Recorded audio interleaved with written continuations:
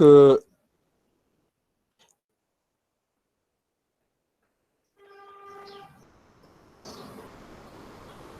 ok, donc là, je vous explique déjà le principe du cours, comment ça va fonctionner. Et vous devez tout le temps, en fait, appliquer ces procédures. Donc, la première des choses à faire, c'est quoi? C'est que vous devez vous connecter avec votre compte Gmail, voilà, Easy, c'est-à-dire votre compte groupe Easy. Une fois connecté dans votre compte, vous devez tout simplement cliquer ici, puis vous cherchez Classroom, c'est là. Donc, je clique sur Classroom. En général, bon, Easy, plutôt Google va vous rediriger vers compte par défaut. Mais là, je vais me connecter. Là, je vais réinitialiser. Je vais me connecter avec mon compte Easy, là. Donc, vous voyez, donc j'ai cliqué, là, je bascule vers mon compte personnel. Là, je vais sélectionner mon compte groupe Easy. Je ferme celui-là. Voilà.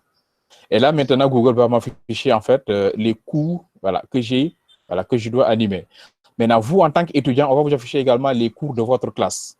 Première des choses, vous devez rejoindre, en fait, toutes les classes, sans exception. Voilà. Une fois la classe rejointe, vous sélectionnez votre classe. Un exemple, aujourd'hui, on a un cours de PHP avancé. Vous cliquez sur ce cours-là. Automatiquement, vous allez voir en fait le contenu du cours, à savoir les syllabus, les documents, les TP, etc. Mais ici, en fait, vous allez voir ici tous les TP, c'est-à-dire les flux qui sont partagés. Là, pour le moment, je n'ai partagé que les syllabus. Ici, vous allez en fait voir en fait là la liste des TP que je vais également partager, ainsi que les devoirs.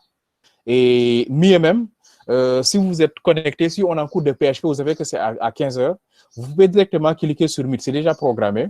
Donc, si vous cliquez sur Meet, automatiquement, vous allez basculer. On va vous demander, bien sûr, voilà. Bien sûr, on va vous demander participer à la réunion. Si vous cliquez sur participer à la réunion, automatiquement, vous basculez maintenant dans la réunion. Bon, là, c'était pour test. Je vais l'activer après. Est-ce que vous voyez? Donc, l'icône qui est là, ça permet en fait de basculer vers la réunion. Ce qui fait que ça va me permettre de ne plus vous envoyer à tout le temps les liens pour vous connecter. OK? Ça, c'est une chose. Ensuite, dès que vous intégrez, bon, ça, c'est pour moi, c'est pour voir en fait les étudiants. Pour le moment, il y a certains qui n'ont pas encore voilà, activé, même s'ils sont en train de suivre le cours, voilà, ils ne sont pas dedans. Voilà. C'est le cas de peut-être Moussa ou bien Lai. Voilà. Voilà. Donc, c'est juste ça, en fait, l'intégration des cours. Vous devez impérativement intégrer tous les cours de votre classe. C'est déjà programmé. Autre chose, peut-être, si vous êtes peut-être dans ce cours-là et vous voulez basculer dans un autre cours, on termine ce cours, vous pouvez directement cliquer ici, là, ici, et vous cliquez sur cours. On affiche la liste des cours. Un exemple, si vous voulez basculer vers le cours de J2E avec les M2, vous cliquez sur J2E. Là également, même principe, vous allez voir le contenu de J2E. Vous en profitez pour cliquer ici et intégrer également le mythe de ce cours-là, etc. Donc là, je reviens dans notre cours. C'est le cours de PHP. Voilà, formidable, on est là. Donc, je pense que cette partie-là, c'est bon maintenant. Vous allez pouvoir intégrer les cours sans problème. Encore une fois, il faut toujours vous connecter dans votre compte Gmail. Voilà. Je reviens. Maintenant, comme bon, ça fait longtemps quand même qu'on n'a pas fait cours à cause du Covid-19, le cours, je vais essayer de revenir un peu en détail sur déjà le contrat qu'on s'était fixé depuis le début du cours, c'est-à-dire revenir un peu sur le syllabus, ce qu'on a déjà vu et ce qui reste dans le programme. OK? Pour le moment, je n'ai envoyé que le syllabus, mais après, je vais envoyer les TP ainsi que quelques supports et vous allez pouvoir en fait les télécharger. Mais avant de continuer, je vais un peu vous parler aussi de cette suite-là qu'on appelle G Suite, où nous avons vraiment pas mal de services quand même disponibles proposés par Google. OK? Donc, comprenez que Google, quand même, c'est un ensemble de services. Là, c'est Mail, c'est-à-dire Google, mail.google. Là, c'est Classroom.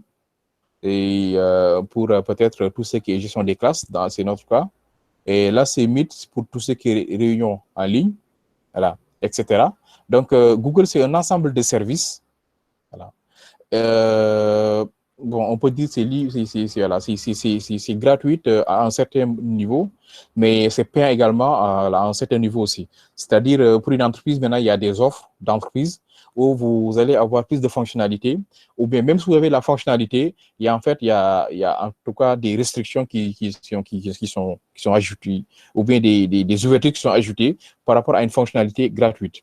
Je vous donne un exemple pour Meet, voilà, si c'est Meet, si c'est votre compte personnel, vous pouvez seulement en fait rejoindre des meetings, mais pas créer en fait des meetings comme c'est notre cas. Ok. Il y a également la possibilité de créer des classes pour que en fait les gens qui ont les comptes de Easy, c'est-à-dire vous pouvez en fait voir que ces classes-là que si on vous ajoute en fait à l'intérieur. Donc on peut créer que déjà avec les comptes de Easy, on peut savoir voilà ce qui doit intégrer ou pas. Ok. Voilà, donc il y a également le Drive que vous connaissez très bien, parce que toutes les veilles, je vous envoyais le Drive, le document du Drive, et vous travaillez aussi en équipe à partir du Drive. Il y a également bon, l'agenda pour peut-être programmer peut-être des calls périodiques. Il y a également Google Sites, vous pouvez créer des sites. Ça, le plus souvent, c'est utilisé en entreprise pour la communication interne. Voilà, c'est-à-dire le service marketing communication peut créer des sites pour vraiment publier des produits en interne. Peut-être à l'extérieur, mieux vaut créer un site déployé dans un serveur. Voilà, parce que là, il y aura beaucoup d'audience et on a besoin également de sauvegarder. Est-ce que vous voyez? Donc, il y a pas mal de services quand même proposés par Google dans cette suite-là, mais quand même pour avoir la version vraiment pro, il faut souscrire. Voilà. Il y a également possibilité d'ajouter également d'autres outils à partir de Marketplace là. Voilà. Ici, un exemple, Lucid Chart, ça, je l'ai ajouté parce que ça, c'est top. Et en général, bon, tout ce qui est ajouté ici, il y a des documents qui doivent être enregistrés, ça sera automatiquement sauvegardé dans le Drive. C'est ça l'avantage. Dans Classroom, tous les documents que je vous envoie ici, si je vais au niveau du Drive, il va me créer un dossier nommé Classroom. C'est ça l'avantage. Voilà. Classroom est là. Et dans Classroom, je vais voir même le document que je viens de vous envoyer. Vous avez vu déjà, il y a les classes, mes classes. Et si je clique, parce que c'est moi qui l'ai envoyé, hein. Si je clique sur votre classe PHP avancé, c'est là. Voilà, le document que je viens d'envoyer là. C'est ça l'avantage en fait, quoi. C'est lié, c'est du cloud. C'est trop professionnel aussi. Voilà. Voilà. Donc, mais par contre, il y a d'autres plateformes que les autres utilisent qui sont open source aussi, gratuites. C'est le cas de cet outil-là, de ce site-là, de cette plateforme, appelé Discord. Discord est également utilisé par certaines structures pour faire de l'enseignement à distance. Il y a également un autre même qu'on appelle Slack, mais là, Discord est en train quand même de le concurrencer fort quand même. Voilà, je vais en profiter aussi, comme c'est du PHP, vous parler un peu déjà du Discord du serveur qui est disponible là. Et il y a pas mal de développeurs déjà qui ont intégré. Là, les développeurs qui sont en ligne, c'est 6, mais il y a 159 développeurs également hors ligne qui ont déjà intégré le serveur. Ce qui fait que ça peut être vraiment une très grande, en tout cas, un carnet d'adresses pour vous. Si vous êtes bloqué en développement, surtout sur le framework-là, alors il y a des salons de discussion sur certains points qui sont ouverts par les développeurs qui discutent sur ça. Il y a également bon, le réseau de partage également sur certains points aussi. Si vous êtes également bloqué quand vous développez également, vous pouvez également poster. Quelqu'un va vous aider, c'est sûr, parce qu'ils sont nombreux en fait à être en ligne tout le temps. Voilà, de temps en temps, bon, il y a des développeurs qui postent leur code pour. Voilà. Donc, c'est ouvert pour le framework, pour avoir plus de communauté, déjà au niveau interne, c'est-à-dire au niveau national et au niveau africain. Après, on va essayer de s'ouvrir, mais quand même déjà, en interne, je vois que vraiment ça bouge. Voilà, il y a pas mal de développeurs partout, hein, partout. Voilà, du Sénégal, de Côte d'Ivoire, etc. Il y a pas mal de développeurs en fait, quoi. Voilà. Donc, ça, c'est un serveur. Maintenant, ici, les classes, on peut l'appeler des serveurs. Et dedans, maintenant, on aura maintenant des fonctionnalités comme des salons de discussion, etc. Donc, Discord, c'est, voilà, déjà, moi, je vous ai déjà envoyé même le lien par mail pour que vous vous intégrez comme les autres développeurs, comme je l'ai fait avec la classe de GL, la classe de DITI, pour que vous aussi, vous puissiez intégrer et partager le peu que vous connaissez parce qu'on a travaillé ensemble sur le projet. Vous êtes les mieux placés pour partager avec les autres votre expérience. Et en même temps également, peut-être si vous êtes bloqué dans les projets que je vous donnais dans l'avenir, peut-être, vous pouvez également vous connecter ici et demander de l'aide. On va vous aider sans problème. Déjà, je vous envoie le lien du Discord pour intégrer. Il suffit de cliquer et d'intégrer. Voilà, donc il y a aussi Slack. Pourquoi en fait cet outil-là? Parce que dans d'autres structures, je l'utilise fréquemment, on l'utilise là-bas, pour animer également des séances en ligne. Et aussi, l'avantage également est que si tu as ici, en tout cas, un développeur qui est connecté, un exemple, celui-là, le professeur Malik Kiongo, qui est également développeur en Java PHP, vous pouvez en fait cliquer ici pour passer des appels vidéo avec lui, ou bien des appels audio, en fait, quoi. Voilà. Donc, ça, c'est top quand même. Voilà, pour faire en tout cas des enseignements à distance ou bien autre chose. Par contre, Discord, avant, c'était créé quand même, l'objectif, c'était pour les gamers, en fait, quoi. Il est également possible de rechercher, quand vous êtes sur Discord, de rechercher des salons. Un exemple, ça, c'est un salon pour des développeurs, un salon de discussion pour des développeurs, des informaticiens, des designers, des architectes, voilà, des infographes, etc. Il est également possible d'intégrer des salons et de discuter avec d'autres développeurs. Voilà. Pour vous dire quand même que l'enseignement à distance, ou bien peut-être l'entraide à distance, est de nos jours quand même est d'actualité. Le Covid-19 vient juste de confirmer cela.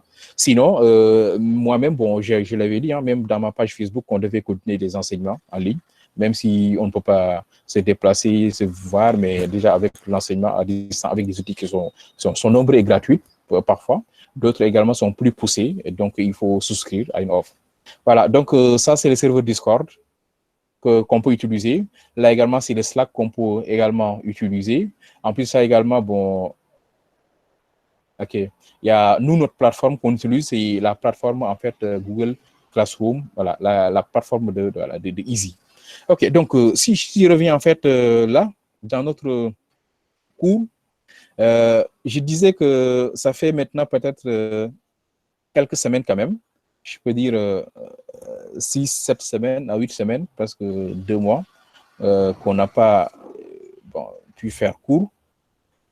L'idéal quand même, c'était de revenir un peu sur le contrat qu'on s'était fixé avant, voilà, en début de premier semestre. Donc, je reviens un peu sur les prérequis pour suivre le cours. C'est un cours de PHP avancé en niveau 3e année. Ou bien 4e. Donc, il faut avoir quand même les bases en développement web, notamment dans les langages de programmation HTML, CSS, JS. Également, au moins faire le cours de PHP une fois. Avoir également en fait une base en algorithmique. Voilà. Donc, ça, c'est le fondamental quand même pour pouvoir suivre le cours. Donc, on suppose que les gens ont déjà fait du PHP. Là, maintenant, on entre maintenant en profondeur dans le cours de PHP. L'objectif, c'est de dynamiser des applications web, comme toujours l'objectif de PHP. Hein. Voilà, voilà. Donc, dynamiser des pages par ricochet, dynamiser des applications web.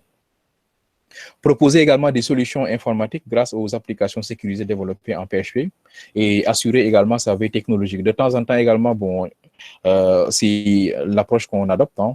De temps en temps, je vous donne des veilles technologiques à faire. Voilà. Ces veilles, c'est pour vous préparer à l'avance sur...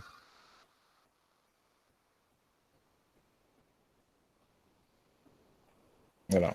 C'est pour vous préparer un peu sur, voilà, sur en tout cas les nouveautés en développement, parce qu'il y en a tellement. Et à tout le temps également, il faut toujours se mettre à jour, voilà, sur certaines technologies. OK, le contenu du cours, on avait commencé par voir un peu c'était quoi PHP MySQL avec un projet simple. On a expliqué c'est quoi MySQL, PDO, etc. On a également utilisé les fichiers htaccess pour la gestion des redirections. On a, bon, lors du développement également, de temps en temps, on a intégré du CS avec du Bootstrap. Récemment, on a vu jQuery avec JavaScript, et Node.js avec Ajax aussi, dans un projet qu'on avait implémenté. De toute façon, on va revenir en détail tout sur ça aussi.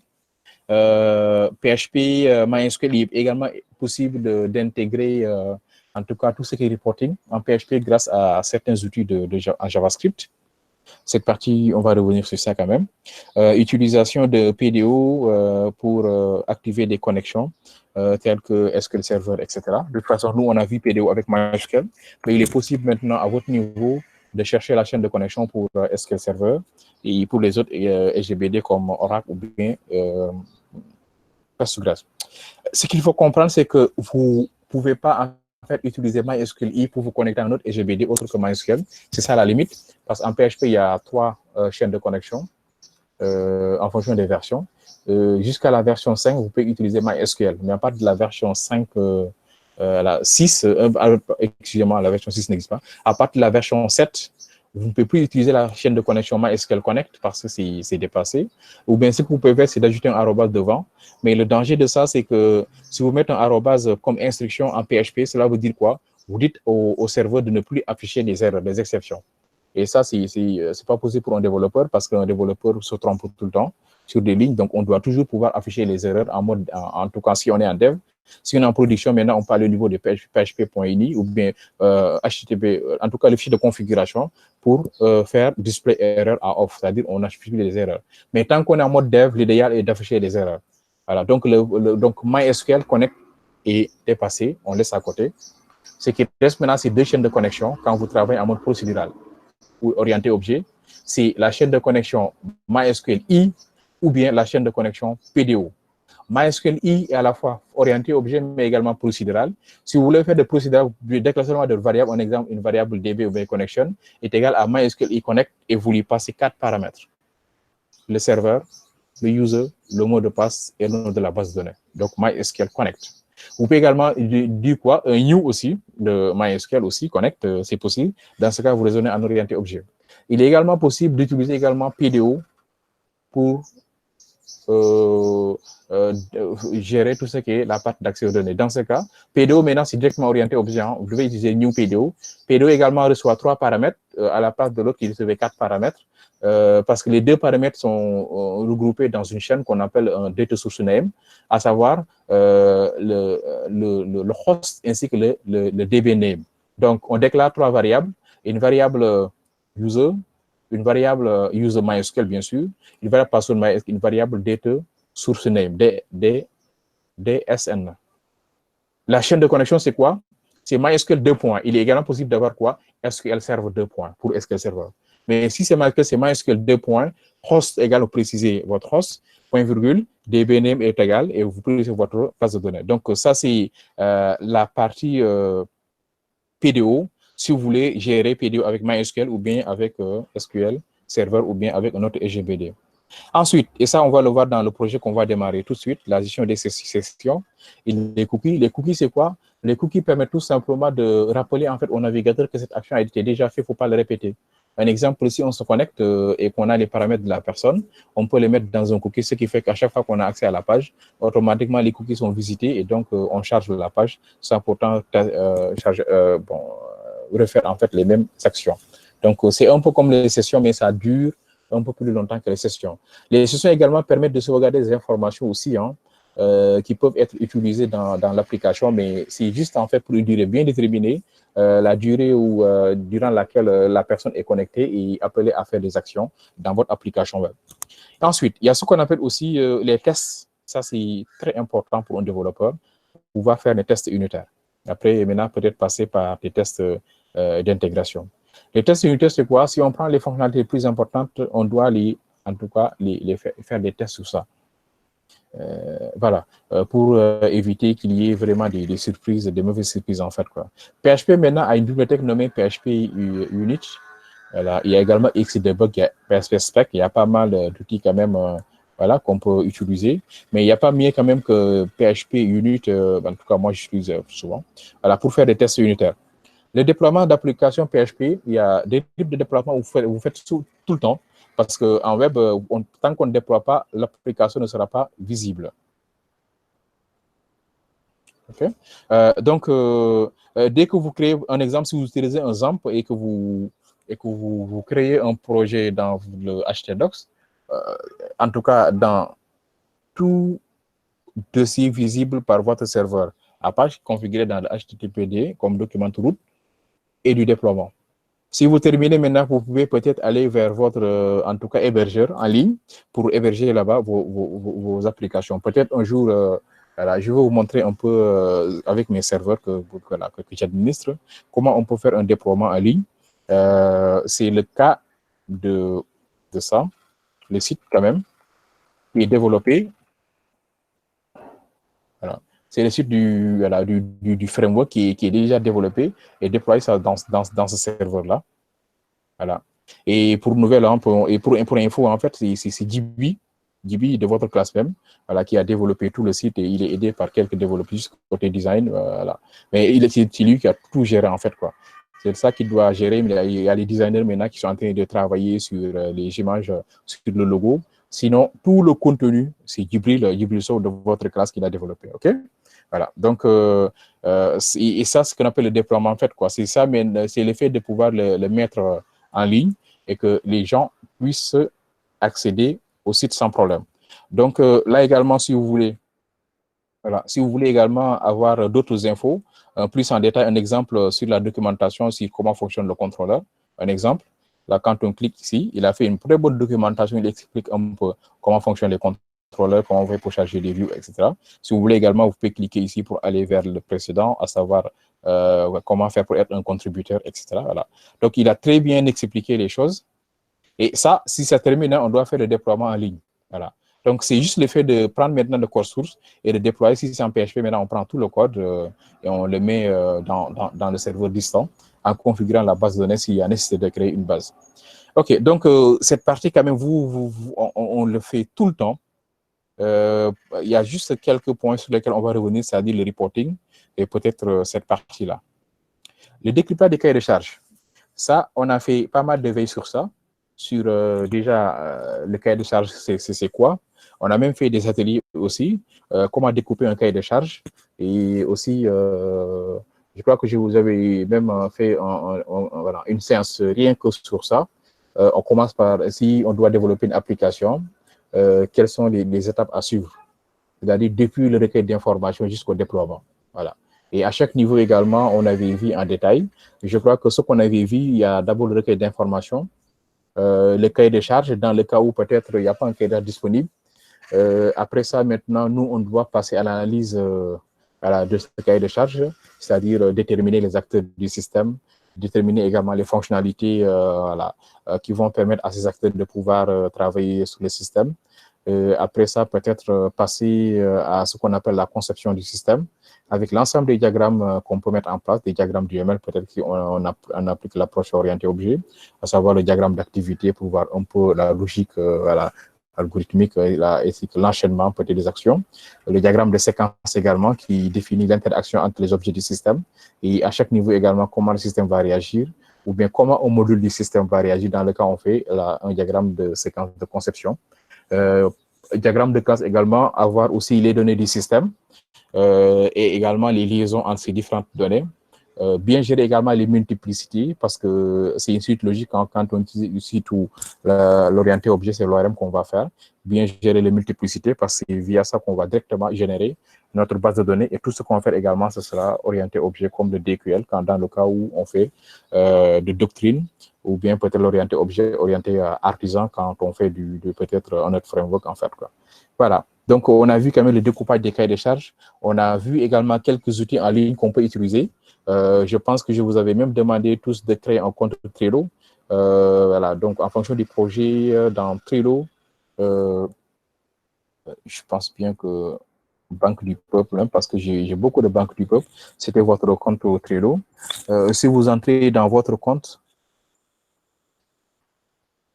voilà, voilà donc RNB, un exemple aussi, je pense, lui-là, je prends celui du framework.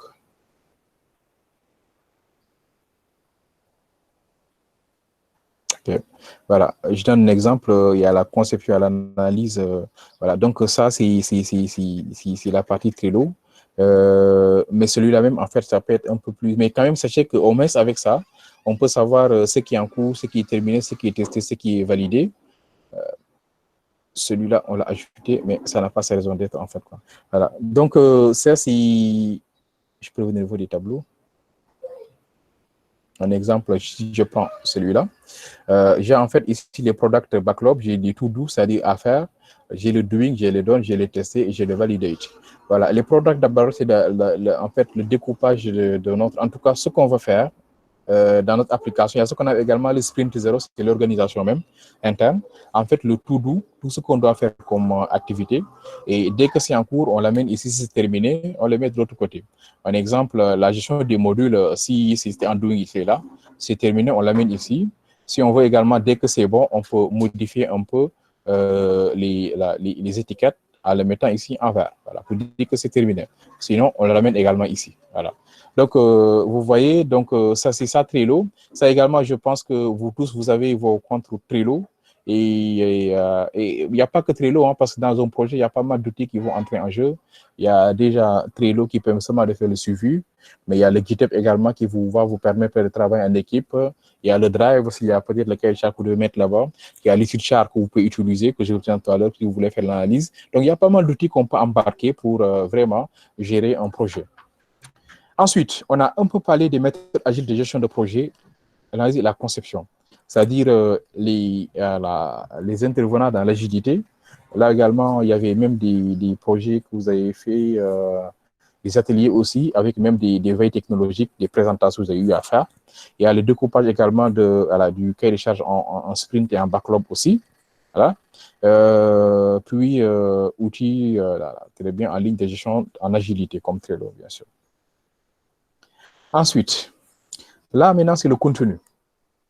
Là, on peut dire que c'est un peu une mise à niveau.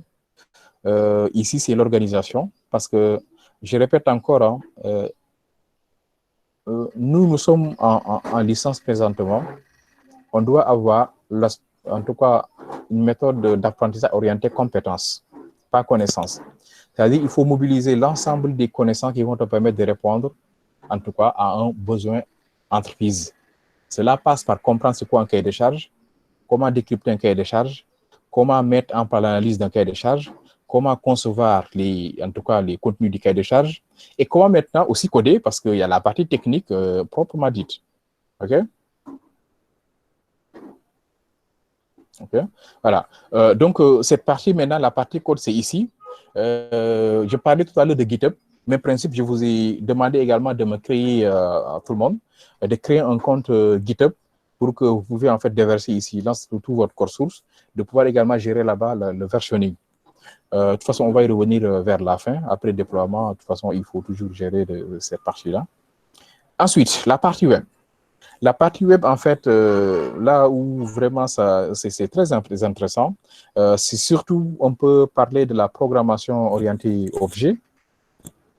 On en a fait, on a déroulé un chapitre sur ça, sur la PO, comment créer des classes en PHP, les composants, en tout cas les différentes parties d'une classe en PHP, depuis les attributs jusqu'aux méthodes. Donc, les types de méthodes également qui existent, voilà, les private, public, statique, etc. Les classes également, on a vu l'héritage, etc. Parce qu'il faut comprendre voilà, tous ces termes-là pour pouvoir être à l'aise sur les frameworks, mais également surtout être à l'aise en tout cas de manière générale, en tout cas dans tout ce qui est analyse orientée objet ou encore langage de programmation orienté objet. Ensuite, on a vu également les PSR. Les PSR, vous avez vu parce que quand je vous ai donné le projet sur l'intégration avec l'ORM Doctrine, il vous impose en fait d'utiliser le système d'autoloading. Déjà, ça, c'est le PSR 0 ou 4, où vous devez, par défaut, demander à Doctrine de vous charger des classes. Donc, ça, c'est des recommandations en PHP. PSR signifie PHP Standard Recommendation, c'est-à-dire c'est des techniques utilisées en PHP pour uniformiser les codes. Cela veut dire quoi? Que je peux avoir un bout de code qui marche sur Savan, je l'intègre dans un bout de code que toi-même tu as créé et ça marche sans problème. Je peux également l'intégrer dans Symfony, ça va marcher. Je peux également l'intégrer dans Laravel, ça va marcher. Pourquoi? Parce qu'on a respecté les recommandations de PHP. Il y en a beaucoup, PHP 0, 1, 2, 3, 4, 7, etc. Donc, mais quand même, les PHP les plus utilisés, jusqu'à 11 000, la gestion des conteneurs, les plus utilisés, c'est le 0 quand même et le 1 où on a la notion de namespace et ça permet vraiment d'organiser le code source. Quand vous entrez, en tout cas, dans les frameworks, la première chose qui va vous frapper à l'œil, c'est le namespace use. Ça, c'est des PSR, en fait. Il suffit tout simplement de déclencher le système d'autoloading. Vous créez vos namespaces. C'est le namespace maintenant qui va, le système d'autoloading maintenant qui va rechercher, au lieu de mettre des includes, vous mettez seulement un use. Derrière, maintenant, c'est le système d'autoloading qui va transformer ce use-là en un require pour l'inclusion. Ce qui fait que vous n'aurez plus besoin de faire des points slash, points extra pour en fait sortir dans des dossiers. Mettez seulement un use et vous précisez le namespace, le chemin absolu. Point. Automatiquement, le système d'autoloading maintenant derrière va te gérer le reste. OK? Ensuite, ça, c'est voilà, c'est ce que je présume ici, le système d'autoloading. Ensuite, les moteurs de template. Là, j'ai donné deux exemples, l'exemple de Smarty et l'exemple de Twig. Smarty, c'est ce qu'on a utilisé en fait dans Salmon. Et Twig, c'est ce qui est utilisé en fait dans Symfony. Il est possible également d'utiliser d'autres moteurs de template. Blade, les extensions Blade sont utilisées dans Laravel. Les systèmes de template, c'est quoi? Et pourquoi ça a été créé en PHP? En principe, en développement web, c'est interdit vraiment d'intégrer du code PHP dans du code HTML. C'est interdit. Ce n'est pas une bonne pratique. Quel que soit le langage, hein, même en PHP, même en Java, bon, on n'a pas encore fait le cours de Java, mais vous allez voir que dans le cours de Java, il est possible d'éjecter le code Java en faisant quoi? Inférieur pourcentage supérieur. Vous mettez le code Java comme si c'était en PHP. Par contre, c'est interdit, d'où en Java, il y a un moteur de template qu'on appelle, JSTL, Java Server Taglib. Voilà. Donc, Java Server Taglib permet tout simplement d'intégrer des balises qui vont remplacer le code Java. Mais vraiment, ça sera du code Java, hein, parce qu'il y aura des balises comme for each, des balises comme if, etc. Alors que les langages dynamiques, c'est ça le rôle, en fait, quoi, c'est pouvoir faire des for each, des if. C'est le même principe avec Smarty. Dans Smarty, vous allez voir des accolades for each, accolades fin. C'est comme si c'était une balise. OK? Je vais le démarrer en attendant, comme ça. Après, voilà, tout ce que j'ai dit là, de temps en temps, je vais augmenter le code aussi. Voilà. Sous forme de balise, vous allez le voir dans Symfony, dans Laravel, etc. Donc, c'est le même principe, en fait, quoi. Et surtout, ce qui est là, les frameworks ont ce fonctionnement-là. Donc, les frameworks, ce n'est que 3 niveaux. Le niveau noyau, qui respecte les recommandations en PHP. Le niveau d'accès aux données, qui va tout simplement faire quoi? Qui va intégrer tout ce qui est soit ce qu'on appelle du query builder, c'est-à-dire une manière d'écrire des requêtes SQL personnalisées dans le framework, ou encore l'intégration en tout cas d'une bibliothèque tierce.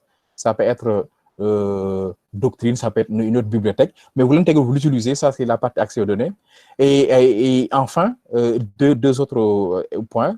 Les moteurs de template qu'ils vont choisir également, c'est pas eux de les choisir, de les créer. De temps en temps, c'est créé par des développeurs et ils l'intègrent, l'utilisent, ils avancent. Et enfin, également des services qui sont ajoutés, comme le service de web service qui sont développés. Un exemple, si je prends le cas de Infium en Laravel qui permet de déployer en fait des web services, etc. Voilà, donc, le développement des frameworks, c'est ça. C'est un ensemble d'éléments qui est compilé, mais le noyau, quand même, eux, ce qu'ils ont fait, c'est juste, en fait, la partie noyau, la gestion des routes, etc. Et là, le reste, maintenant, bon, en général, bon, ça vient avec... ça vient avec l'intégration, tout simplement, du code des autres développeurs. Ensuite, le JSON. Même principe, le JSON également, on l'a vu parce que lorsqu'on faisait JavaScript, le cours de JavaScript avec jQuery, Ajax, j'ai un peu parlé de JSON en disant qu'il y avait deux types de formats de données JSON. Le JSON Object, le JSON Array. Les objets JSON se matérialisaient par des accolades, les clés et les valeurs pour les accès. Les JSON Array, maintenant, c'est des tableaux JSON. Il y a également les fichiers XML également qu'on peut utiliser. Et pourquoi maintenant créer ce type de fichiers? Le plus souvent, nous, en développement web, on l'utilise pour créer ce qu'on appelle des web services ou bien consommer des web services. Voilà. Et les deux types de web services développés ou bien implémentés sont le SOAP, qui est un protocole, Simple Object Access Protocol, un protocole qui fait l'échange via un format XML, ou bien REST. REST peut faire avec un format XML, format fichier, format tout ce que vous voulez, mais le format le plus utilisé avec l'échange, c'est du JSON. Voilà. Reste maintenant, c'est une technologie, voilà. Donc, j'en ai parlé quand même dans une vidéo que j'ai postée hier en Java J2E, voilà, qui est utilisée, mais nous, on va implémenter dans notre cas en PHP. OK, donc cette partie-là, c'est généralité quand même du web en PHP avancé. Et ensuite aussi, si vous avez un système de composants comme composer, et il est possible d'ajouter d'autres dépendances. Il y a une dépendance, voilà, le système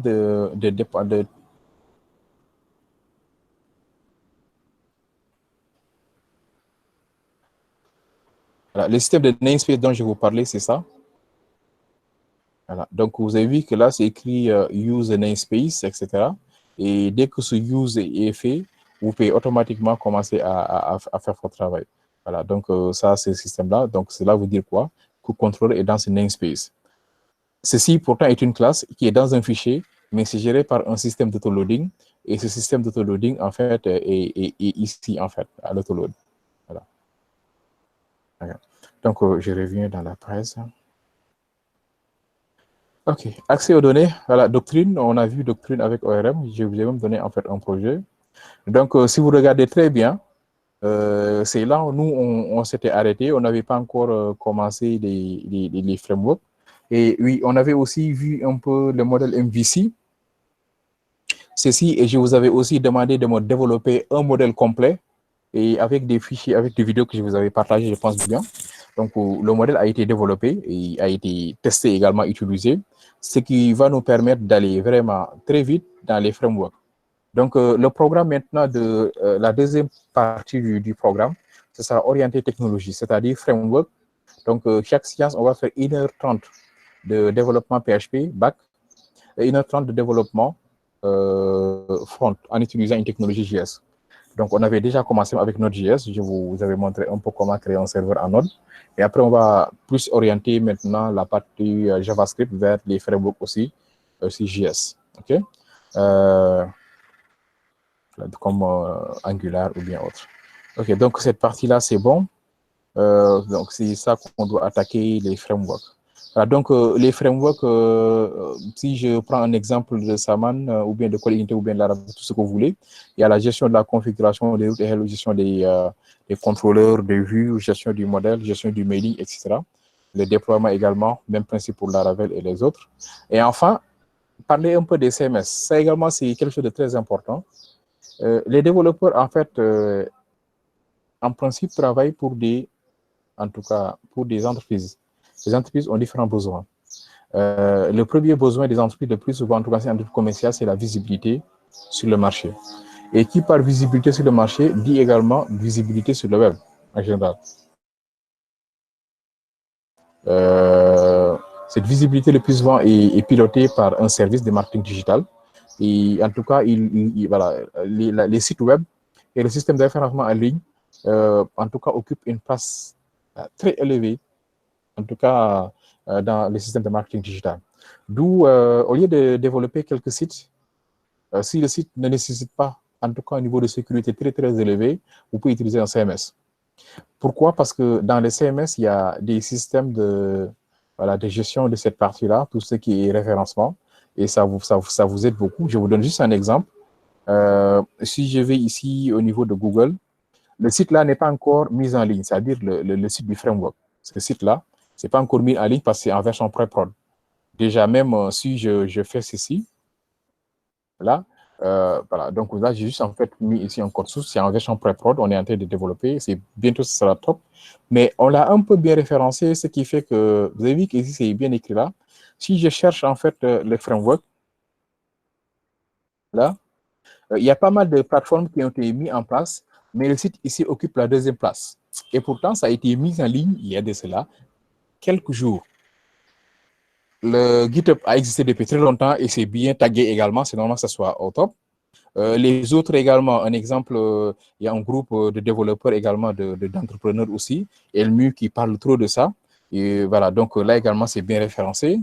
Là, bon, c'est ma page Facebook. Oh, non, c'est même la page voilà, du framework. Cette page est très dynamique.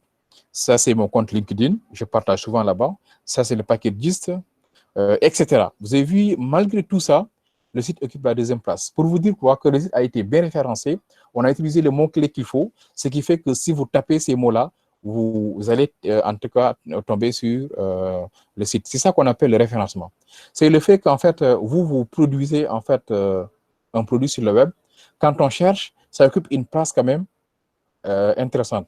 Pourquoi? Parce que le site quand même devait être même au premier et ça sera bientôt quand vous suivez. Parce qu'à chaque fois que vous visitez, automatiquement c'est indexé. Donc ça permet en fait au site d'avoir en fait une bonne place sur le web. Les entreprises ont besoin de ça. Les entreprises ont besoin que le site internet soit bien positionné. Si on tape école d'informatique au Sénégal ou bien à Dakar, ils aimeraient être en tout cas en premier niveau, comme les autres écoles aussi. Hein. Voilà, donc c'est ça le référencement. Et en général, bon, vraiment, les CMS peuvent vous aider à diminuer cette charge-là sur les keywords, sur le référencement, sur les mots-clés, etc. Parce qu'il y a des plugins qui sont disponibles pour gérer cette partie-là. Donc, encore une fois, si vraiment le site que vous devez développer ne demande pas vraiment trop de sécurité et que vous pouvez également, même s'il y a demande de sécurité, vous pouvez développer un système de backup. Parce que si c'est WordPress, il suffit tout simplement de faire des backups fréquents de votre base de données et que même s'il y a des attaques et que la base est corrompue, que vous avez une source, après vous déployez, parce qu'en fait, ici, c'est des articles concrets. Quoi. Ce qui fait que là, je vous donne juste un exemple.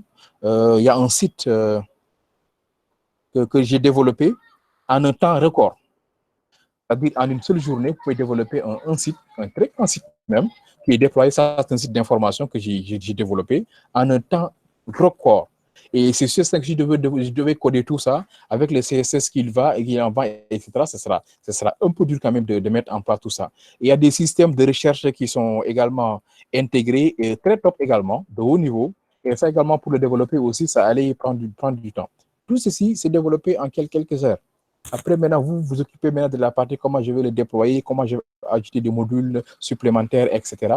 Voilà. Donc, ce sont ces techniques-là où le développeur également doit avoir ses astuces. De temps en temps, savoir que, OK, donc cette fois-ci, je ne dois pas coder, je dois utiliser un CMS, je dois coder, mais il faut utiliser un framework parce que dans le framework, il y a déjà des plugins disponibles. Je veux intégrer, avancer. Voilà. Donc, c'est ça le développement. Ce n'est pas seulement, en fait, coder tout le temps. Dans certains cas, si on a des possibilités de faire des raccourcis, il faut le faire et vous concentrer sur l'essentiel. C'est pour ça que les frameworks ont été créés. Voilà, donc ça, c'est la présentation du programme. Et là, on s'était arrêté déjà. En tout cas, on est bien en avant par rapport aux objectifs. Peut-être à chaque fois maintenant, vous allez voir qu'on va faire des répétitions, hein, mais répétitions un peu plus poussées parce qu'on a vu c'est quoi le MVC, on a vu cette partie-là, on a vu également la partie PDO, etc. Si maintenant on touche un des frameworks, vous allez voir, on va un peu répéter ce qui est fait, mais autrement. Un exemple, la partie PDO sera remplacée par un système d'ORM en ligne. Et là, on gagne en rapidité parce qu'au lieu de créer la base de données avec toutes les dépendances, que les primaires, que les étrangères, etc., et les relations, on n'a qu'à coder les classes. Et quand on tape une seule commande, les tables sont créées, on te met à ta disposition quelques méthodes. Ça, c'est rapidité en temps. Ce qui fait que déjà, en une heure, si tu crées tes tables, c'est non seulement créer des tables, mais également tu as fait quelques fonctionnalités disponibles pour ton site. Okay? Voilà, donc ça, c'est le premier point. Sur ça, maintenant, je vais faire un petit break. Si vous avez des questions par rapport à ce que je viens de présenter, vous les posez. Sinon, maintenant, on va entamer aujourd'hui notre premier framework. Voilà, à savoir le framework Saman. Après, on va voir maintenant Laravel. J'ai déjà quelques cours dans la chaîne. Donc, peut-être que je vais sauter. Je vais directement attaquer Symfony. Et laissez en attendant que vous faites des facilités. Voilà. Donc, framework Saman, Laravel. J'avais quelques vidéos quand même sur Laravel. Voilà, j'ai 12 vidéos en fait ici sur Laravel. Donc, vous pouvez anticiper un peu sur Laravel, sur Angular également. Maintenant, Angular également, comme il y a 3 vidéos également, je vais vous laisser lire.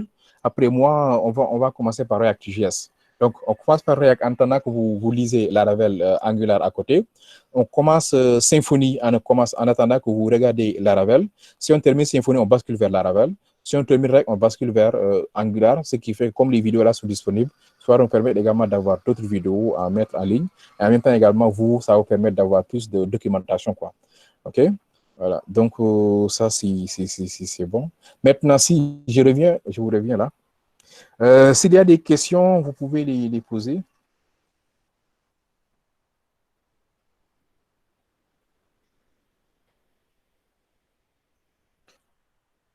De PHP. D'accord. OK. Après, je vous envoie ça.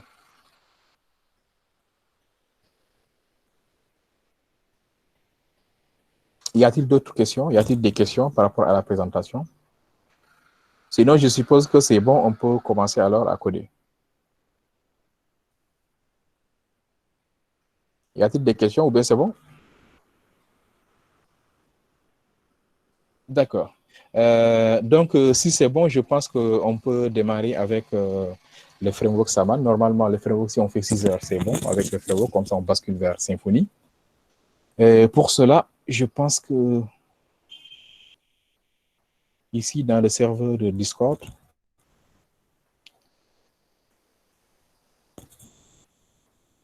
je vous ai déjà envoyé le lien. Dans ce serveur Discord, au niveau de documentation fichier, voilà, il y a une documentation que j'ai déjà partagée ici. Voilà, donc, et ça, c'est des exemples de code du framework que j'ai déjà développé pour aider également les développeurs voilà, qui sont déjà à l'aise en PHP de pouvoir télécharger, bon, de checker juste et comprendre quoi. Et là, c'est un système d'ORM, mais avec héritage que j'ai implémenté parce que de temps en temps, quand vous faites l'analyse Mérise, en UML plutôt, dans votre diagramme de classe, vous implémentez en fait un système d'héritage. Il est normalement, il doit être possible, quand on fait de doctrine, de pouvoir continuer avec cette logique-là au lieu de changer. Donc ici, je vais télécharger le fichier PDF. Voilà, c'est la documentation hein, du framework. Je l'ai mis là. OK, donc je vais le déplacer quelque part pour pouvoir voir. Ah oui, c'est déjà disponible même ici. Donc, arrêtez. Donc, c'est déjà disponible là. Ce que je vais faire maintenant, je vais vous envoyer le document.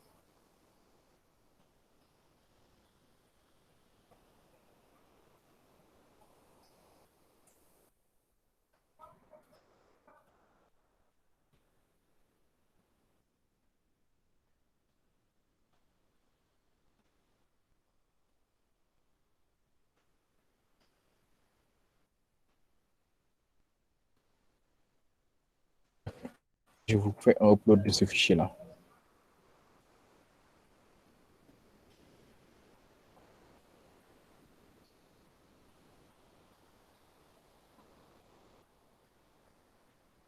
Très bien. Donc, vous pouvez accéder à la doc. C'est là. Donc, je vous présente vite fait avant la pause. Voilà, donc, pour une prise en main du framework.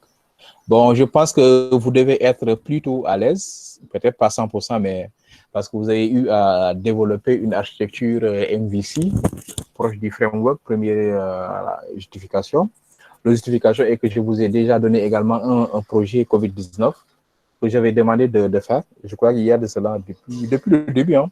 Début du confinement, je vous avais envoyé voilà, ce projet-là pour que vous essayiez voilà, de me gérer le projet avec les frameworks. Donc, en principe, je pense que vous êtes un peu en avance. Peut-être cette présentation maintenant va vous aider à éclaircir un peu les zones d'ombre pour que tout soit clair voilà, et net maintenant à votre niveau. Et quand on va coder, en principe, ça devrait aller très vite. Voilà. Et l'autre point également, c'est quoi? C'est que sachez une chose, la compréhension ou bien la maîtrise d'un framework va vous aider à maîtriser un autre. Ça, c'est sûr.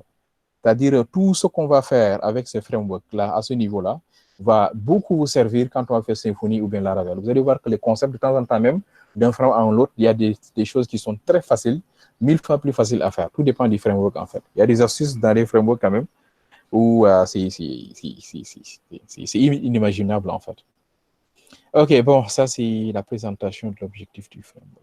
Donc, ici, ce document, c'est un document quand même orienté pratique où j'ai expliqué un peu de manière un peu vraiment pratique hein, pour quelqu'un qui a déjà téléchargé, qui peut avoir un peu, en tout cas, une prise à main très rapide.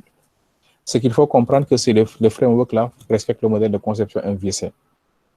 Donc, qui dit MVC ou bien MVC dit modèle view controller. On commence par le contrôleur, passer par des éléments les plus importants. Le contrôleur, son rôle, c'est quoi?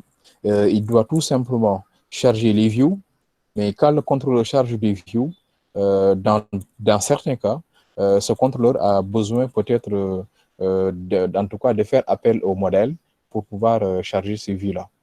OK? Dans le framework maintenant, il y a des conventions d'écriture et de création des contrôleurs. Pour créer un contrôleur, il suffit tout simplement d'aller dans le dossier SRC. Dedans, il y a un dossier contrôleur. Et dans ce dossier, maintenant, vous créez votre contrôleur. Je donne un exemple. Ça, c'est un système de gestion de localité, les villes et les pays. Donc, si le compte s'appelle pays, vous devez écrire quoi? Pays contrôleur.classe.php. Donc, par convention, on a ajouté .class pour préciser que les contrôleurs-là sont des classes, en fait. OK? Donc, de manière visuelle, voici un exemple du framework qui est téléchargé. Et là, nous avons le dossier SRC. Dans SRC, nous avons notre dossier contrôleur. Et c'est ici que vous devez créer vos fichiers. Bon. Si le fichier est créé, vous avez vu que le fichier doit hériter de contrôleur. Voici un exemple là. Si je prends l'exemple de ce contrôleur là, welcome, c'est un welcome controller. Ça hérite de contrôleur. Et en principe, vous devez également faire un use, c'est-à-dire vous devez hériter également le contrôle de base du framework. C'est ça. Ensuite, comme c'est un système d'héritage, si vous voulez, vous pouvez également hériter du constructeur de parents, c'est toujours astucieux pour avoir accès à l'ensemble des données qui sont instanciées s'il y en a au niveau de ce constructeur-là. Ça, c'est la création de contrôleurs et le respect du système d'héritage dans ce contrôleur. On va voir maintenant dans ce contrôleur comment faire pour charger des views. Encore une fois, à chaque fois qu'on écrit un exemple là, je peux basculer vers pré-prod pour vous montrer, parce que JB a utilisé le framework pour développer le site. Si je viens ici au niveau de documentation, vous avez vu ici, c'est doc, c'est le nom du contrôleur, / contrôleur, c'est une méthode. Si je reviens encore ici, là, c'est / models, etc. Maintenant, imaginons maintenant que si j'écris peut-être ça, / model, le contrôleur te dit quoi? Non, la méthode n'existait pas dans doc, c'est normal, parce que il faut impérativement en fait créer cela. Et si vous mettez, donc c'est ça un framework en fait. C'est-à-dire, il faut tout simplement quand vous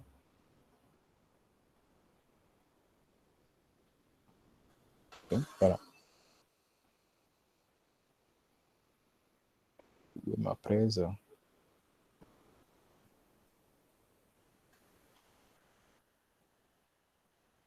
Le doc de ma presse. C'est pour ça.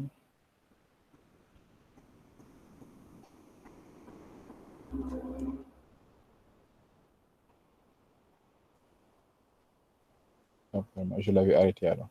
Ah ok, ça y est là. Voilà. Donc, c'est juste ça. C'est-à-dire, quand je suis dans ce contrôleur-là, pays, je veux charger une view. Voici la ligne qui va permettre de le faire. This view load, c'est-à-dire on charge une view. Maintenant, regardez très bien. Là, nous avons le contrôleur pays qui est là, pays. Nous avons une méthode, voici le code complet en fait, quoi. Nous avons une méthode nommée liste et nous voulons charger la liste des pays. On précise pays liste. Ceci veut dire quoi? Et c'est bien expliqué là. Ce code signifie que vous devez créer un dossier pays dans le dossier view qui se trouve dans SRC. Là, vous dire quoi? Dans le dossier SRC, il y a un dossier view. Et sous-entendu dans view, vous devez ajouter ici un dossier pays. Et c'est dans ce dossier pays maintenant que vous allez créer votre fichier liste.html.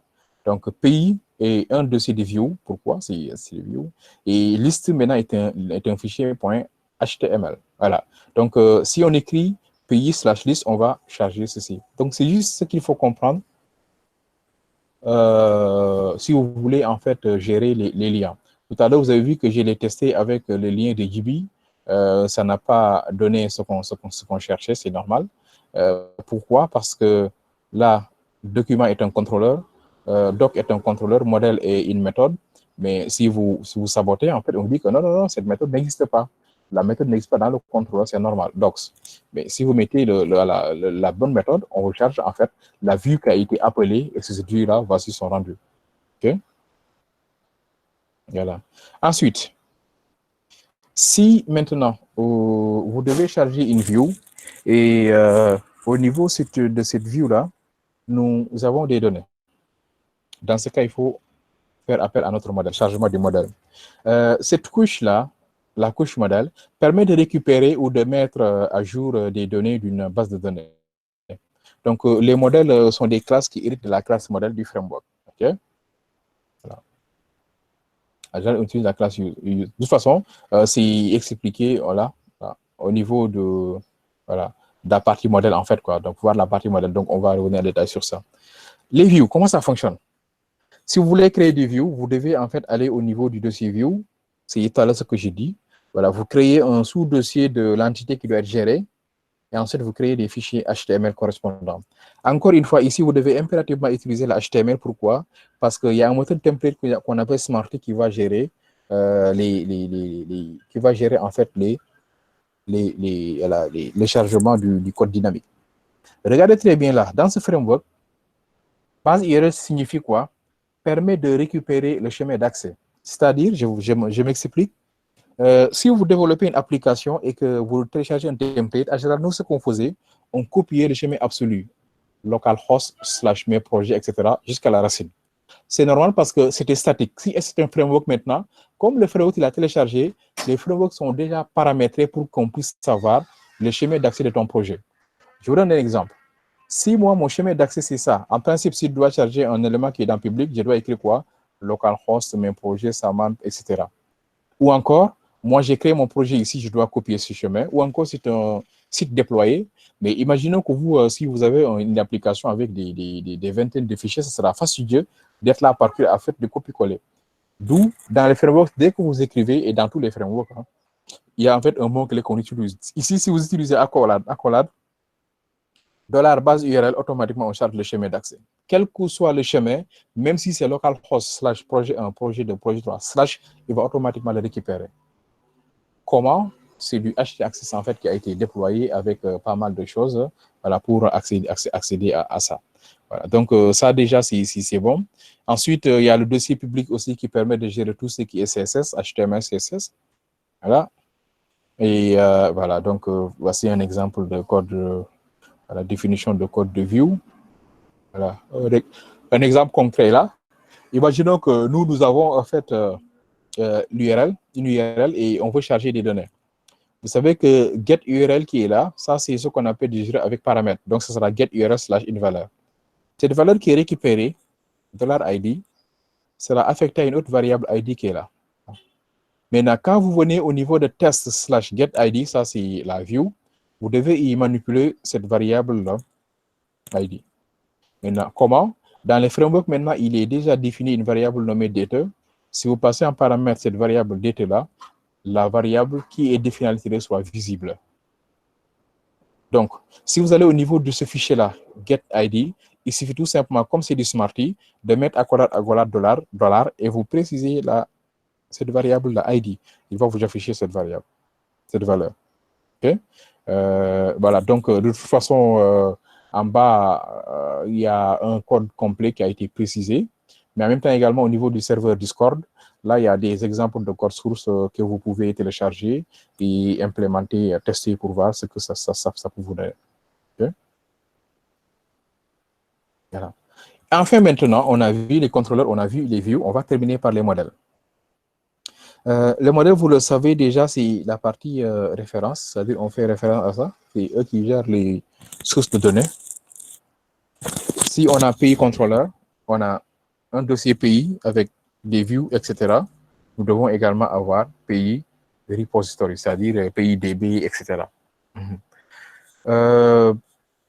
Les modèles sont des classes aussi, comme les autres classes, et sont dans un dossier modèle. Cette fois-ci, maintenant, c'est ce dossier-là qui nous intéresse. Donc, nous avons contrôleur, nous avons view, nous avons modèle. Ensuite, il y a également deux autres dossiers qui les accompagnent. C'est les dossiers entities qui gèrent les entités et un autre dossier service qui gère des services qu'on a déployés dans l'application. dans le framework. OK? Et là, c'est test repository, un exemple de modèle est là. Si je reviens, voilà. Pays repository est là. Même principe, les modèles respectent le système d'héritage parce qu'ils ont un fonctionnement interne. À chaque fois que pays repository hérite de modèle, automatiquement, c'est comme si la connexion à la base de données a été faite.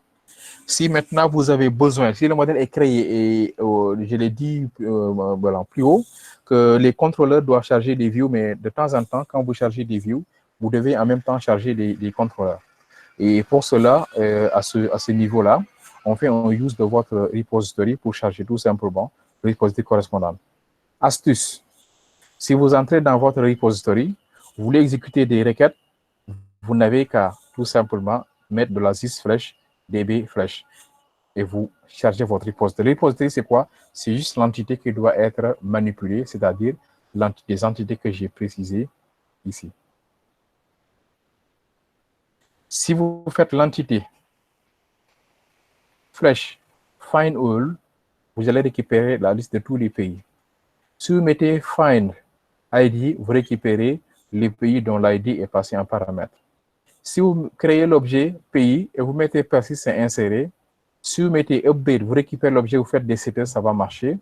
Si vous voulez supprimer, vous récupérez l'objet, vous faites un remove. Vous voyez que ça, c'est 1000 fois plus facile que les requêtes SQL. Et c'est ça qu'on appelle du DQL, Directory Query Language. OK? Voilà, donc ça, c'est la partie modèle. C'est bien expliqué dans le projet. Et même, j'ai même donné des exemples de code source ici. Quand vous téléchargez directement, voici des exemples pour test. Et même des exemples pour ce qu'on appelle le DQL. Si vous voulez faire des requêtes SQL, c'est orienté objet maintenant. Select T from test T. Si vous voulez récupérer, etc., ce que j'ai mis dans le document, c'est disponible ici, dans cet exemple-là. Et il faut noter que dans cet exemple, le CRUD marche directement. Il suffit tout simplement de bien configurer ici ce fichier DTBase-là. Vous mettez en fait juste en on, par défaut c'est en off. Vous mettez en on et vous faites la configuration. Là, vous ne codez pas cette partie-là. Vous mettez votre base de données, les paramètres d'accès, vous le mettez en on. Automatiquement, la connexion à la base de données est déclenchée. Voilà. Vraiment, ça permet de gagner en temps côté, en tout cas, fonctionnalité, plutôt côté organisation. Et vous vous basez maintenant sur tout ce qui est fonctionnalité et résolution de problèmes. Le dernier point maintenant, qui est un point très, très, très important, c'est le fait de faire des requêtes SQL au niveau des contrôleurs et vouloir les passer à des views. Donc, c'est ce que j'ai précisé ici, utilisation de modèles dans le contrôleur. Si vous, dans votre contrôleur, avec la méthode list, vous définissez tout simplement là, $PIDB est égal à new repository. Vous appelez la fonction getAll qu'on a créée dans le repository, puis vous l'affectez à une variable list pays. Puis la variable, le tableau DT sera passé en paramètre, mais sachez que quand vous manipulez maintenant dans liste pays, c'est une variable que vous allez manipuler. OK. Donc, maintenant, pour que tout ceci fonctionne, il vous faut une petite configuration dans le fichier database. C'est ce fichier-là, en fait. Config database. Voilà. Donc, dans ce fichier-là, qui est dans config, vous devez déjà, ça c'est bon, c'est à on déjà. On vous dit maintenant ici, turn to on or off your database. Vous devez basculer à off ou bien à on. Là, si vous mettez à on, c'est que ça marche. Si vous le mettez également à off, c'est que vous voulez arrêter la base de données. Si tout ceci est fait et que vous avez créé vos classes, la dernière chose à faire, c'est quoi? C'est de générer maintenant votre base de données avec les classes. Si vous êtes sous Linux ou bien sous OS X, sous Mac, la commande, c'est vendor/bin/doctrine, ORM, schéma. Ceci n'est pas obligatoire. Hein. Si vous voulez seulement regarder les requêtes SQL, vous pouvez ne pas mettre un force, parce que dès que vous mettez un force, il va créer la base. Encore une fois, faites très attention. Si la base existe, ça écrase la base et ça le recrée. Voilà, donc voilà. Mais quand même, au moins qu'il y a un update quand même. Et l'autre, maintenant, ça, c'est une commande sous Windows, force et update. En même temps, il va également dump SQL afficher la requête. Et ça, maintenant, c'est un exemple concret pour pays où voici le code complet de pays. C'est ça que j'ai précisé dans la documentation avec l'insertion, l'édition, la mise à jour et la suppression. Après, ça, maintenant, c'est la liste pays, le fichier HTML avec l'intégration de doctrine, plutôt pas de doctrine, mais de Smarty. C'est ça dont je vous parlais, en fait. Ça, c'est comme si c'est du PHP. Ce n'est pas du PHP, c'est ça, c'est C'est l'injection avec du Smarty. Vous avez la boucle for each, c'est une boucle mais sous forme de balise. La boucle sous et sous forme-là. Puis, la variable list pays qui est renvoyée par notre contrôleur sera récupérée ici et vous utilisez la programmation orientée objet pour récupérer. Voilà. Donc, ça, après ça, il y a la modification aussi. Là, c'est pour le formulaire d'ajout. Le formulaire d'édition est là pour préparer la modification. Le tableau est bien chargé. Après ça, il y a les valeurs de l'objet pays. Mais dans Edit, parce que là, c'est pour Edit maintenant, pour le fichier là, au niveau du contrôleur, il y a une méthode Edit qui a été définie dans notre contrôleur. Donc, je peux chercher la méthode Edit. La méthode Edit est là. Vous avez vu que pour la méthode Edit, il y a la liste des pays qui est chargée pour le tableau. En même temps, il y a l'objet pays qui est chargé en fonction des pays qui doit être édité. Donc, si je descends au niveau du formulaire de Edit, le formulaire d'Edit, ça commence où? Là, ça commence ici. Ça, c'est la variable liste pays pour le tableau, mais il y a une autre variable également qui permet d'afficher les informations du pays qui a été édité. Ça, c'est pour éditer et après cliquer pour pouvoir modifier. Là. Enfin, maintenant, cette partie-là, c'est la partie du repository des pays où j'ai défini la méthode de getAll pour la liste, la méthode get pour récupérer un pays, insert pour persister un pays, update pour modifier un pays, delete, et l'entité pays également avec l'ORM, entity table, les annotations one-to-many pour ville, pays et ville, parce que là, j'ai lié pays à ville. Voilà, donc, le code complet est là. Et je pense que même c'est ce code-là que je vous ai envoyé, si vous regardez bien, ici. Voilà, donc, je pense que c'est bon pour la présentation. Maintenant, ce que nous allons faire, on va prendre une petite pause. Si on revient maintenant après la pause prière, et on passe maintenant à la pratique. Normalement, cette semaine, aujourd'hui et la semaine prochaine, on peut terminer tout ça et vous continuez à travailler sur votre projet. Ça vous permet vraiment à avancer sur votre projet, voilà, que je vous ai donné sur le projet COVID-19. OK, donc je vais arrêter. Ou bien s'il y a des questions d'abord. Des questions d'abord.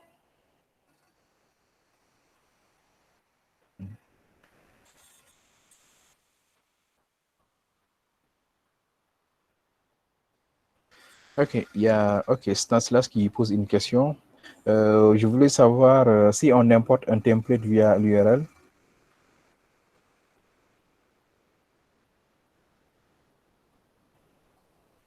Non du tout, parce que quelle que soit l'application, si vous faites du tout, parce que de toute façon, la seule différence, c'est que si tu le fais comme ça, toi, ça sera facile en fait, surtout côté mise à jour. Parce que si tu modifies le chemin d'accès de ton application, nom de domaine, tu es obligé de parcourir et modifier le domaine. C'est juste ça. En tout cas, si une application est déployée, vous faites, quel que soit le site, quel que soit le site, si vous faites clic droit, afficher le corso, vous allez voir le schéma absolu de tout ce qui a été intégré, quel que soit le site web en fait. Donc, de ce côté, il n'y a pas de faille et impossible de le cacher quand même, à moins que vous utilisez beaucoup de JavaScript. Sinon, maintenant, le seul souci, c'est que si tu fais ça, dans ton code source, la mise à jour sera très facile, trop difficile.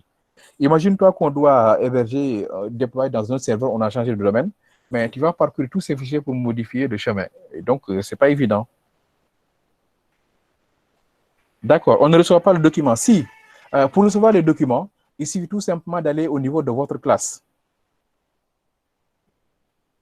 Ah oui, là, j'avais oublié de publier. Maintenant, allez-y au niveau de la classe. Vous allez voir le document. Tout à l'heure, je n'avais pas à valider. Merci. Voilà. J'ai publié. Maintenant, dès que tu pars au niveau de la classe, au niveau de flux, tu vas voir les documents. Alors, y a-t-il d'autres questions avant la pause?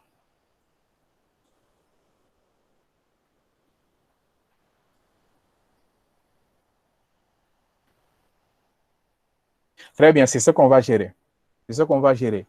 C'est même en fait ce projet que j'avais commencé ici avec... très bien.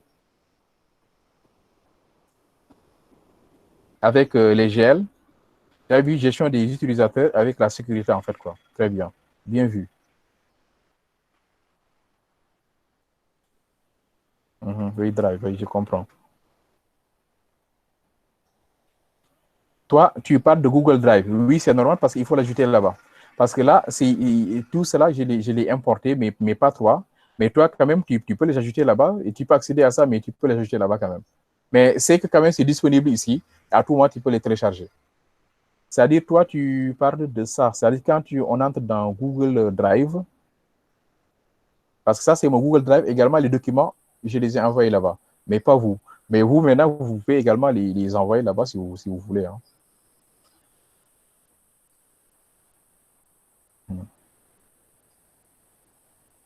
D'accord. Et qui d'autre? Y a-t-il d'autres questions?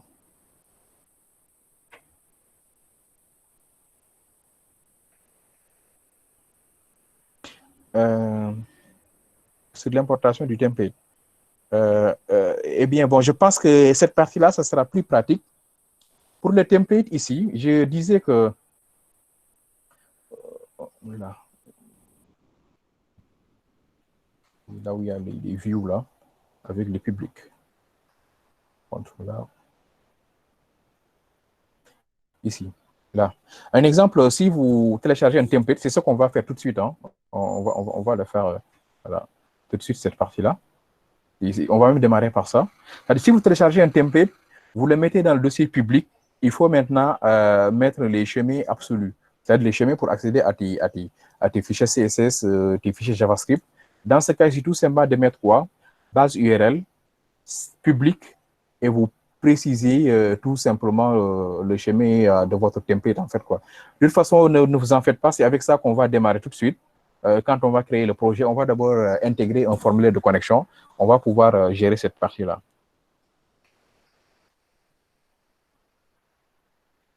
Quelle question? Est-ce que tu peux répéter la question? OK.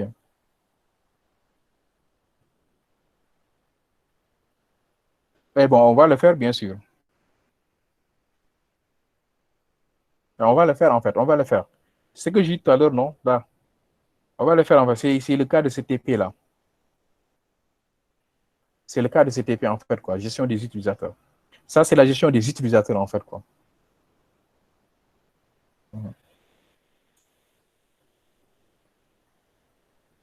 OK. Y a-t-il d'autres questions?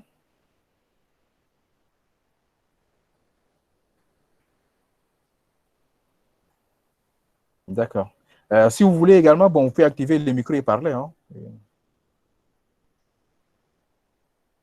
Donc, je suppose que c'est bon. Alors, de toute façon, quand on va démarrer les TP, peut-être que vous aurez plus de questions. OK, d'accord. Donc, à tout de suite. Je vous reviens tout de suite maintenant pour la partie TP. OK, donc, attends là.